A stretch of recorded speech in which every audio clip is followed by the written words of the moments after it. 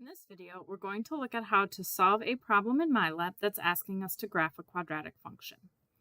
So we are instructed here to use the vertex and intercepts to sketch the graph, and then we're going to give some more information. So it tells us to use the vertex and one of the intercepts when drawing the graph. That's important because I have to be mindful of what points that I'm plotting. So what I'm going to do is I'm going to first put the graph into the Desmos graphing calculator.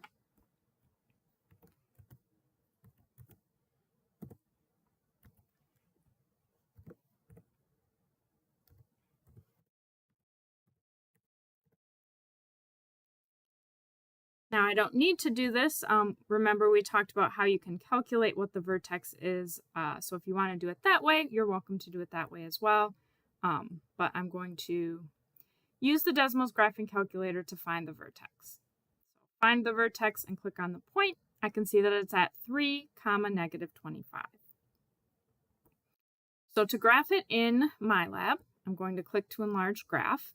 Now this is very small scale here, so it's a little hard to see. I'm going to click on the parabola tool, which is here. And I'm going to use the upper right corner right here where it's telling me what the coordinates of the point that I'm on. I'm going to use that to help me graph. Otherwise, it's really hard for me to see. So I'm looking for 3, -25. Looks like that is right here. And then, so the vertex has to be plotted first. Then I'm going to plot my second point. So for my second point, it has to be either an x or a y intercept. So if I know what the x-intercepts are, I can click on those. Those may or may not be plottable. So as you can see here, I can only plot things that are whole numbers. I can't get any decimal values in between. So if my number is not a whole number for an x-intercept, I'm not going to be able to plot that.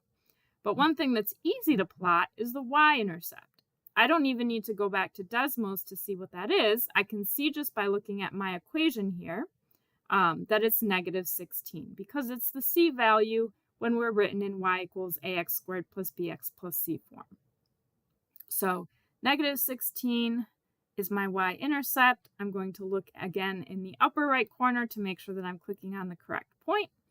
And once I click it down, I'm going to click save and then check answer. And I have it correct, so that's good. Now it's going to ask me about the axis of symmetry. So remember the axis of symmetry, my vertex here is the point that the axis of symmetry is going through. The x-coordinate of that point is 3, so my axis of symmetry is x = 3. Now, what a lot of people do to get this wrong is they would just type 3 in the box, and it's asking for an equation, so I have to type the equation for the line, which is x = 3. Now it's asking me for my domain.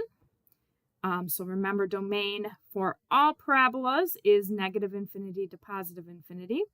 So I'm going to use my parentheses here. The infinity symbol is down here on my this little toolbar. So -∞, ∞, close parentheses. Again, that would be the domain for any quadratic function. My range, in this case, the lowest y value on my parabola is -25. So my range is going to be with a square bracket, square bracket around the number, -25 to +∞, parenthesis around the infinity.